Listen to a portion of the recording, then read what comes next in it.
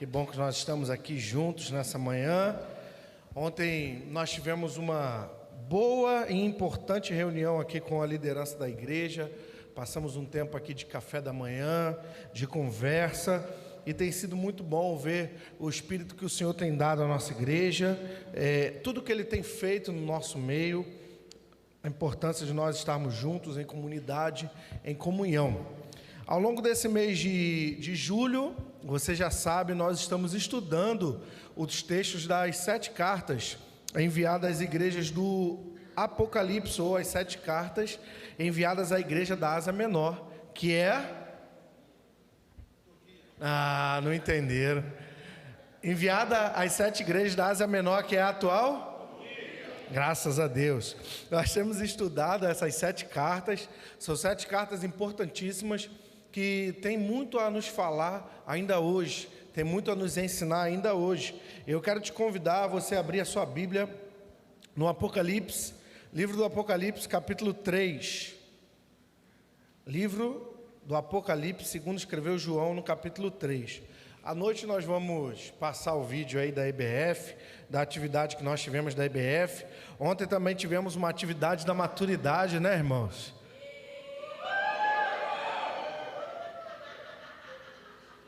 O que houve? Foi bom o negócio lá, hein? Tô querendo ver essas fotos aí, pastor do Mel.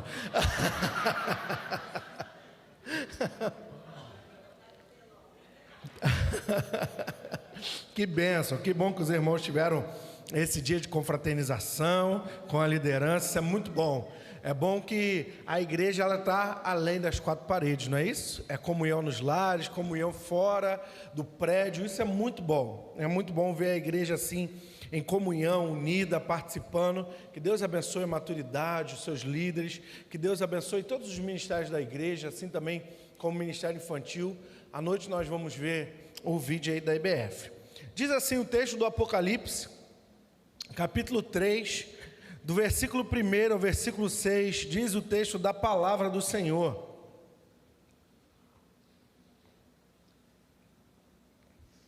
Ao anjo da igreja em Sardes, escreva: essas são as palavras daquele que tem os 7 Espíritos de Deus e as 7 estrelas.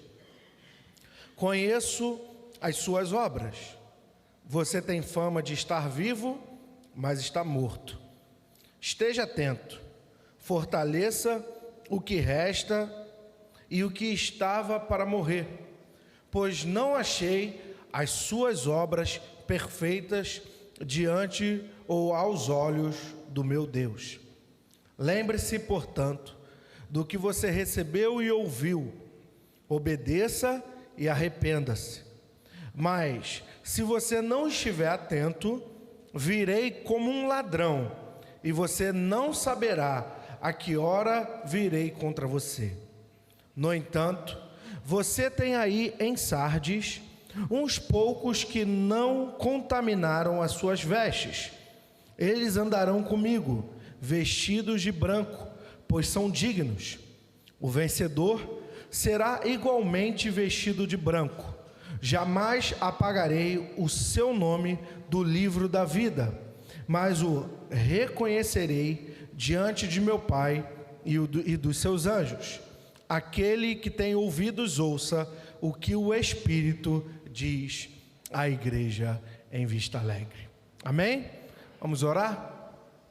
Pai, nós somos gratos a Ti pela Tua palavra, cremos que essa é a Tua palavra. E cremos que assim como o Senhor falou com a igreja de Sardes, o Senhor tem algo a nos falar aqui nessa manhã. Ensina-nos a Tua palavra. Oramos assim no nome de Jesus. Amém. A cidade de Sardes era uma importante cidade dessa província da Ásia Menor. E a cidade de Sardes era uma cidade murada, uma cidade fortificada, uma cidade que tinha uma fortaleza e tinha um poder. O seu rei, o rei Creso, pensava que as fortalezas, que o poder e que o domínio da cidade de Sardes era intransponível. Ele pensou que nunca seria derrotado, até que no período do reinado dos persas, o rei Ciro invade a Ásia Menor e conquista a cidade de Sardes. Mas também é verdade que os moradores de Sardes, junto com seu rei, o rei Creso, não esperavam essa conquista, não esperavam essa invasão, e de repente, num abrir e piscar de olhos, de repente, como um ladrão que invade uma casa, de repente aquela cidade foi tomada, dominada, e eles tiveram que ser subjugados ao Império Persa. Esse império depois ele vem ser dominado pelos gregos, posteriormente pelos romanos, e é nesse contexto em que João está escrevendo a sua carta. João está escrevendo no contexto onde já o Império Romano está dominando toda aquela região, principalmente a região onde as igrejas estavam.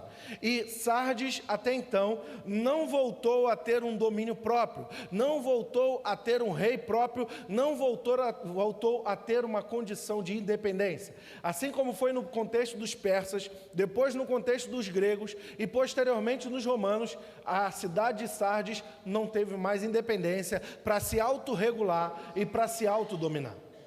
Eles foram assaltados, eles foram derrubados. E o texto está dizendo, para mim e para você, que ao anjo do Senhor, ao mensageiro de Deus, o Espírito de Cristo, ou a palavra de Cristo, veio àquela igreja. Chegou até aquela igreja e disse o seguinte, logo no versículo 1: estas são as palavras daquele que tem os 7 Espíritos de Deus. Você que está com a sua Bíblia aberta, abra comigo em Isaías capítulo 11. Livro do profeta Isaías, capítulo 11, versículo 1. Abra com sua Bíblia aí, diz assim o texto de Isaías, no capítulo 11, versículo 1. Um ramo surgirá do tronco de Jessé, e de suas raízes brotará um renovo. O Espírito do Senhor, primeiro, repousará sobre ele, o Espírito da sabedoria, o Espírito do entendimento, o Espírito que traz conselho e poder, o Espírito que dá conhecimento e temor do Senhor, e ele se inspirará no Senhor. Então, muito tempo antes, provavelmente de 600 a 400 anos antes de Cristo, o profeta Isaías já estava profetizando que sobre o tronco de Jessé, sobre o descendente de Jessé, sobre o ungido do Senhor, repousaria o Espírito do Senhor. E o Espírito do Senhor é aquele Espírito que, ungindo a Cristo, ungindo o tronco de Jessé, aquele que sai da raiz de Jessé, o Espírito do Senhor que desce sobre Jesus Cristo, e o nome dele é Jesus Cristo, porque Cristo significa ungido, significa aquele que foi separado, ele recebeu esses 7 Espíritos. Então, quando o Apocalipse diz, escreve aquele, ou fala aquele que tem os 7 Espíritos, é o próprio Cristo que está falando. Era sobre ele que repousava os 7 Espíritos de Deus. Era sobre ele que repousava as 7 manifestações do Espírito de Deus. Abra sua Bíblia também comigo, um texto do Apocalipse, capítulo 4, versículo 5.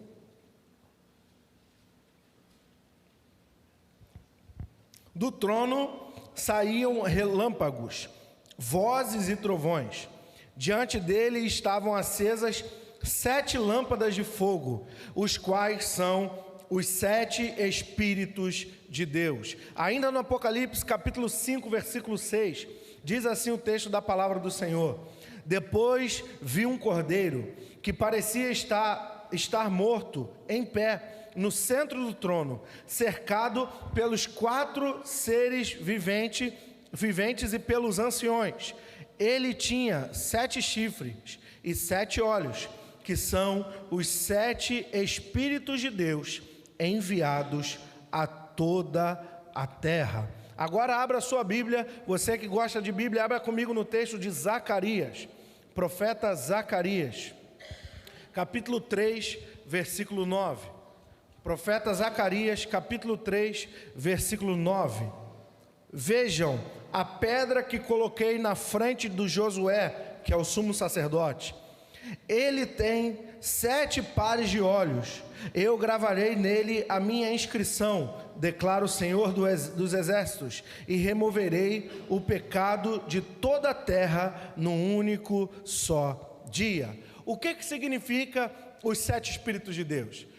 O judaísmo antigo e ainda recente, eles têm um instrumento que se chama candelabro. Quem não conhece o candelabro é uma estaca de ferro onde se abre 7 velas.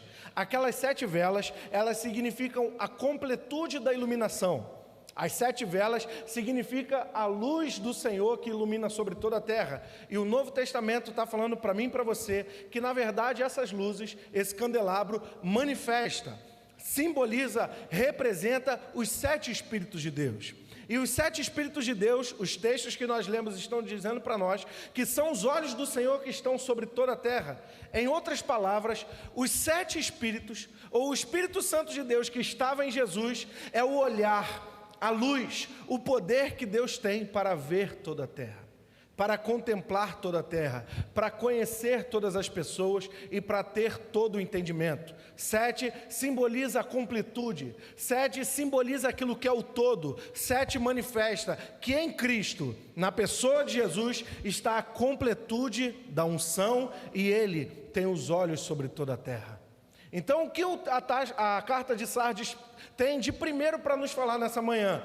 Os olhos de Jesus, o Espírito de Jesus, a presença do Espírito Santo de Deus ainda está sobre toda a terra. Ele contempla todas as coisas, Ele vê todas as coisas, nada está em oculto, nada está escondido, nada está tão escuro que a luz, que a chama dos olhos do Senhor não possa contemplar e ver. Os olhos do Senhor estão sobre toda a terra, irmãos, e ainda hoje os olhos do Senhor estão sobre a sua igreja. Os 7 Espíritos de Deus que habitam em Jesus Cristo é aquele 7 Espírito que ilumina todas as coisas e manifesta tudo. Nada está escondido diante dos olhos do Senhor.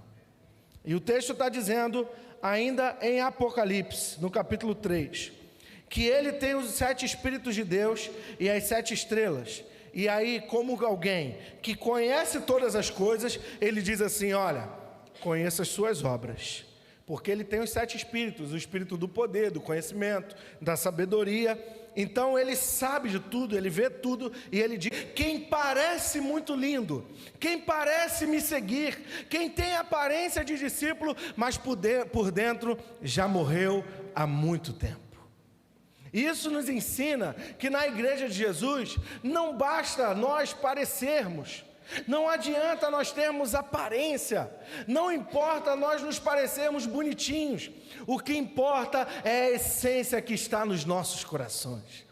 E o que a carta a Sardes nos fala nessa manhã como igreja é como está o Espírito dentro dos nossos corações.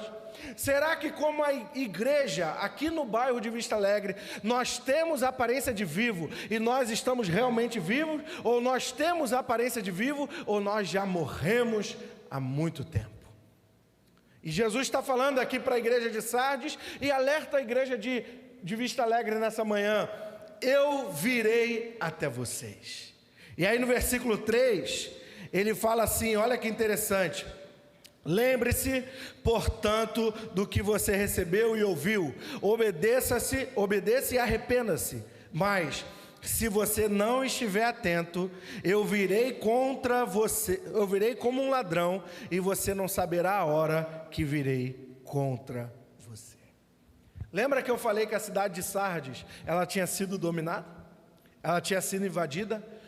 O mensageiro, o visionário, o João, ao escrever a carta, ele usa uma associação, ele associa com aquilo que eles tinham vivido anos antes.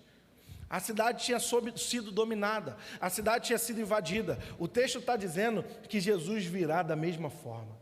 Em outras palavras, eu vou usar algo do contexto de vocês, eu vou fazer uma analogia com algo que vocês conhecem, para vocês entenderem que se vocês não despertarem, se vocês não acordarem, eu vou vir tão de repente, eu vou vir num abrir e piscar de olhos, que vocês não estarão atentos, e quando vocês se aperceberem, eu já retornei.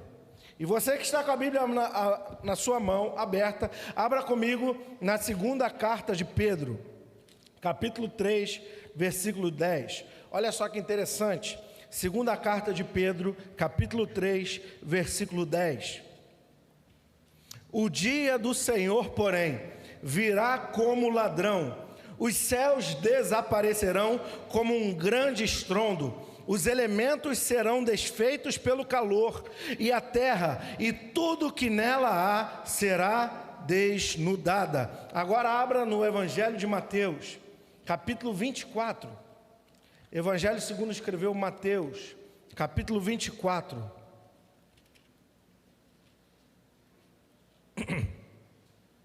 Versículo 43. Mas entendam isso, Jesus falando, mas entendam isso, Mateus 24, 43. Se o dono da casa soubesse a hora da noite, mas entendam isso, se o dono da casa soubesse a que hora da noite o ladrão viria, ele ficaria em guarda e não deixaria que a sua casa fosse arrombada ou aberta. Assim, vocês também precisam estar preparados, porque o Filho do Homem virá numa hora em que vocês menos esperam. Tessalonicenses, primeira carta de Paulo aos Tessalonicenses, capítulo 5. Abra comigo a sua Bíblia. Primeira carta de Paulo aos Tessalonicenses, capítulo 5, versículos 2 até o 4. Diz assim, primeira carta do apóstolo Paulo aos Tessalonicenses, no capítulo 5, versículos 2 ao versículo 4. Pois vocês mesmos sabem perfeitamente que o dia do Senhor virá como um ladrão da noite. Quando disserem paz e segurança, a destruição virá sobre eles de repente, como as dores do parto de uma mulher grávida.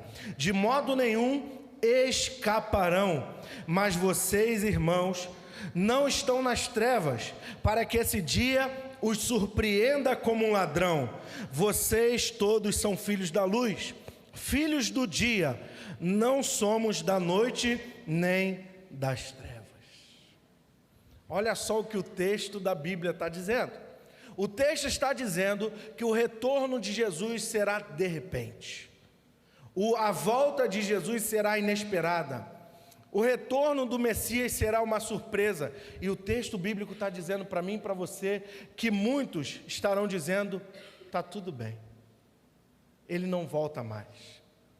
Você que já leu o texto do profeta Isaías, com certeza você conhece esse ensinamento. Enquanto Isaías profetizava arrependimento, arrependimento, arrependimento, os outros profetas, que são chamados de falsos profetas, diziam, está tudo bem na cidade, está tudo bem, Isaías é um louco, joguem ele na prisão. E jogaram Jeremias dentro de um poço. E Jeremias ficou 30 dias dentro de um poço, porque enquanto ele profetizava o arrependimento e a conversão, porque viria a destruição sobre Jerusalém, os falsos profetas diziam, está tudo bem, vai ficar tudo bem. O que o texto do Senhor está escrevendo para Sardes, e o que a palavra do Senhor está dizendo para a igreja de Vista Alegre nessa manhã, é que quando nós ouvimos, vai ficar tudo bem, as coisas estão acalmando, agora vai dar tudo certo, é aí que Jesus voltará como um ladrão de repente. Sabe o que significa isso? O morto significa aqueles que estão distraídos, aqueles que estão dormindo, aqueles que estão descansando. Será que a palavra de Deus não está nos alertando que há muitos no meio de nós que estão como os que dormem, que estão distraídos com as coisas dessa vida, que estão tão apegados aos cuidados dessa vida, que já estão vivendo numa embriaguez espiritual, já não tem mais sobriedade espiritual. Há pessoas que Deus abençoa, há pessoas que Deus abre portas, há pessoas que sonham em entrar numa faculdade, sempre oraram para entrar numa faculdade, e ao entrar numa faculdade e ao aprender a ciência dos homens, filosofia, conhecimento, biologia ou qualquer outro tipo de conhecimento, a primeira coisa que fazem é se embriagar com o conhecimento dos homens e se afastar da essência da palavra de Deus. Parece que tudo aquilo que aprenderam e que foi ensinado desde a sua juventude, nada vale mais, tudo é burrice, tudo é ignorância. E a pessoa, ao aprender os conhecimentos e a ciência dos homens, ao invés de somar ao conhecimento da palavra de Deus, ela só falta abandonar a igreja, abandonar o evangelho, abandonar o ensino do evangelho, e para viver numa tranquilidade nas cidades do tempo presente. Há outras pessoas que oraram pedindo emprego, oraram pedindo uma porta aberta, oraram pedindo uma oportunidade de realizar um sonho, e a Deus abrir aquela oportunidade, no momento em que Deus dá uma porta aberta, faz prosperar, faz viver naquele cargo em que ela tanto sonhava, a primeira coisa que a pessoa faz é abandonar o evangelho, é abandonar as fileiras que seguia antes, que caminhava junto ao Senhor, abandona a igreja local, abandona a igreja do Senhor e vai viver regaladamente, vai viver como se tudo dependesse do seu dinheiro, do seu intelecto. E a palavra do Senhor está nos dizendo nessa manhã: será que nós somos a igreja de Sardes, a igreja que recebeu bênçãos, a igreja que recebeu prosperidade, a igreja que enriqueceu tanto, que ficou tão cômoda, e de repente, num abrir e piscar de olhos, nós confiamos nas nossas fortalezas, nós confiamos nos nossos intelectos, nós confiamos nas nossas capacidades, e de repente, no abrir e piscar de olhos, o Senhor vem e nos encontra mortos, presos e apegados aos cuidados dessa vida. Será que a palavra do Senhor não nos está alertando nessa manhã sobre algo? Nós estamos confiando tanto nas nossas fortalezas, estamos confiando tanto nas nossas capacidades, que estamos dizendo, nada vai nos acontecer, ficaremos seguros dentro desses muros. E Jesus está nos alertando nessa manhã: não se apegue às suas seguranças, não se apegue aos cuidados dessa vida, não se apegue às suas fortalezas, porque a hora vem, e eu voltarei como um ladrão, de repente, na noite escura, quando ninguém mais esperar, quando o mundo confiar na sua economia, quando o mundo confiar na sua política, quando os homens confiarem nas suas ciências e capacidades, Jesus Cristo retornará, voltará para buscar a sua igreja, e muitos estarão desatentos ao que o texto está dizendo para nós. Será que a igreja de Vista Alegre também não está confiando em si? Vamos voltar ao texto. No entanto, versículo 4: você tem aí em Sardes uns poucos que não se contaminaram. É como a gente sempre diz, né? Nem tudo é mal, calma, vai dar certo ainda. No entanto, você tem aí em Sardes uns poucos que não se contaminaram ou não contaminaram as suas vestes. Eles andarão comigo, vestidos de branco, pois são dignos. O vencedor será igualmente vestido de branco.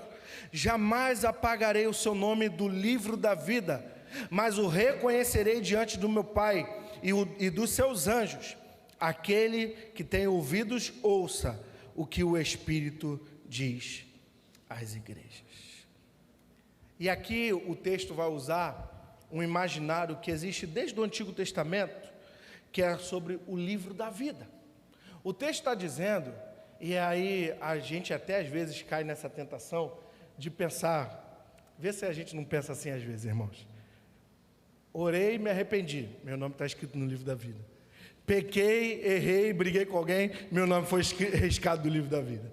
Aí me arrependi, orei, meu nome foi escrito no livro da vida de novo. Aí errei, xinguei alguém, maltratei alguém, fiz mal alguém, meu nome foi riscado no livro da vida de novo. E a gente pensa que Deus está lá com a caneta, com a borracha no céu. Caramba, o desse não é fácil. Escreve o nome do desse de novo aí, anjo. Desse Baraúna. E o desse maltratou, falou grosso com a L, mal educado. Risca o nome do desse aí. Não, escreve não. Aí vai, escreve de novo lá. Gente, não é sobre isso que o texto está dizendo. Não é sobre isso que o texto está dizendo. O texto está dizendo para mim e para você que há nos céus um reconhecimento daqueles que foram eleitos, daqueles que foram salvos. Apocalipse capítulo 17, abra comigo. Apocalipse capítulo 17, versículo 8. Olha só que interessante. A besta que você viu era e já não é. Ela está para subir do abismo e caminhará para a perdição.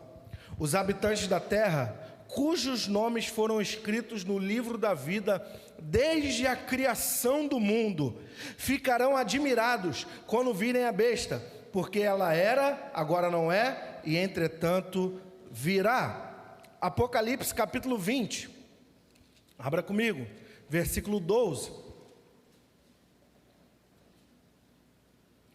Apocalipse 20, versículo 12. Vi também os mortos, grandes e pequenos, em pé diante do trono, e livros foram abertos. O livro foi aberto, outro livro foi aberto, o livro da vida. Os mortos foram julgados de acordo com o que tinham feito, segundo o que estava registrado nos livros. O mar entregou os mortos que nele havia, e a morte e o Hades entregaram os mortos que nele havia, e cada um foi julgado de acordo com o que tinha feito. Então a morte e o Hades, que é o lugar dos mortos, foram lançados no lago de fogo. O lago de fogo é a segunda morte. Aqueles cujos nomes foram encontrados no livro da vida não foram, ou aqueles que não foram encontrados no livro da vida foram lançados no lago de fogo. O que significa o livro da vida, irmãos? O livro da vida não é um caderno escolar onde Deus está escrevendo e apagando o nosso nome a todo tempo. O livro da vida significa as obras que nós estamos praticando, o testemunho que nós estamos dando no mundo. O livro da vida simboliza, manifesta aqueles que estão andando, praticando aquilo que gera vida. Preste atenção nisso. O livro da vida simboliza, manifesta aqueles que desde a criação do mundo, seus nomes foram escritos e a sua vida, as suas obras, o seu comportamento, o seu jeito de agir não é de um morto, mas é de um vivo. Por isso ele é o livro da vida. O livro da vida são as obras anotadas daqueles que andam com Jesus. São as obras escritas com aqueles que vivem verdadeiramente, não daqueles que têm aparência de morte. Em outras palavras, naquele dia, no último dia, quando Jesus abriu o livro da vida, ali só vai estar os vivos. Só estarão aqueles que vivem de verdade. Aqueles que têm aparência de vivo, mas já está morto, não estará no livro da vida. Por quê? Porque há obras e práticas que são de morte. São obras e práticas de maldade, de destruição, de caos. O que o texto da carta de Sardes está falando para mim e para você é que se nós somos salvos em Jesus, se nós fomos libertos do pecado, a vida que agora vivemos é uma vida em essência, é uma vida em verdade. É por isso que o apóstolo Paulo vai escrever aos Filipenses no capítulo 2: a vida que agora vivo na carne, vivo pela fé no Filho de Deus. Já não vivo mais eu, mas Cristo vive em mim. Porque o apóstolo Paulo não vivia de aparência, não vivia do lado de fora aparentando ter vida e do lado de dentro era só morte e destruição. Antes, o seu nome estava escrito no livro da vida de tal forma que as suas práticas, a sua essência, o seu interior produzia vida por onde ele passava. É por isso que o nome está escrito no livro da vida, significa aqueles que produzem vida, aqueles que produziram Cristo no outro, aqueles que foram Cristo na sua sociedade, aqueles que foram escolhidos desde a fundação do mundo, aqueles que têm o seu nome, as suas obras, as suas práticas registradas. E aí eu te pergunto, meu irmão, naquele dia, quando Jesus voltar, será que o nosso nome vai estar escrito num livro de vida? Num livro de boas obras? Ou será que nós estamos enganando o mundo e produzindo morte por aí? Só que o texto não acaba aí. O texto está falando lá no versículo 4 e no versículo 5. Leia no versículo 5 do capítulo 3. O vencedor será igualmente vestido de branco. Jamais apagarei o nome do livro da vida, mas o reconhecerei diante do meu Pai. Volta lá no versículo 4. No entanto, você tem aí em Sardes, e esse é o bonito das cartas, irmãos. Jesus, ele exorta a igreja, ele desperta a igreja, mas ele fala, olha só, ainda há esperança, ainda há expectativa boa. Olha o que ele está falando no versículo 4. Mas aí ainda há em Vista Alegre muitos. Aqui ele fala uns poucos, né? Espero que em Vista Alegre sejam muitos de nós, sejam a maioria de nós, espero que sejam todos. Mas aqui em Sardes era só uns poucos. Deu ruim, né, irmã Léa? Apertou para eles. Vamos lá. Aí Sarde a uns poucos que não se contaminaram ou não contaminaram as suas vestes. Eles andarão comigo vestidos de branco. A roupa branca não é sobre se eu lavo a minha roupa com Omo, com Vanish ou alguma coisa do tipo. A roupa branca, ela aparece desde o Antigo Testamento como uma simbologia, como uma manifestação, como uma associação de algo que está separado, de algo que está puro. Texto do primeiro livro do profeta Samuel, não precisa abrir, no capítulo 2, no versículo 18, o texto da palavra do Senhor vai dizer que enquanto Eli estava dormindo, e os filhos do sacerdote, do sumo sacerdote Eli, se corrompiam dentro do templo, comendo as carnes que eram oferecidas, e se deitando com as mulheres no templo, do lado de fora do templo, Samuel, ainda jovem, servia ao Senhor com uma roupa de linho branco e puro. Olha só que interessante. O profeta Zacarias, depois também você pode ler na sua casa, não precisa abrir aí. O profeta Zacarias também vai deixar registrado no capítulo 9 do seu livro, que enquanto muitos foram contaminados, muitos foram sujos, ele, como sumo sacerdote, teve as suas vestes transformadas, teve as suas vestes restauradas e foi colocado vestes brancas sobre ele.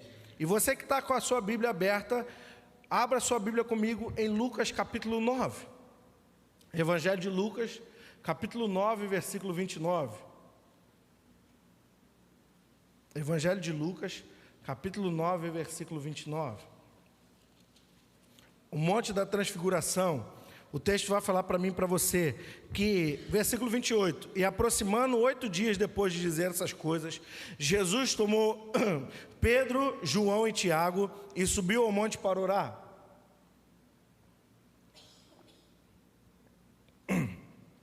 Versículo 29. Enquanto orava, a aparência do seu rosto se transformou e suas roupas ficaram brancas ou alvas e resplandecentes como um brilho de um relâmpago. Agora abra em Apocalipse, capítulo 6, versículo 11. Livro do Apocalipse, capítulo 6, versículo 11. Diz assim o texto da palavra do Senhor: e cada um deles recebeu uma veste branca, e foi-lhes dito que esperasse um pouco mais, até que se completasse o número dos conservos e irmãos que deveriam ser mortos com eles. Agora abrem Apocalipse capítulo 7, versículo 14.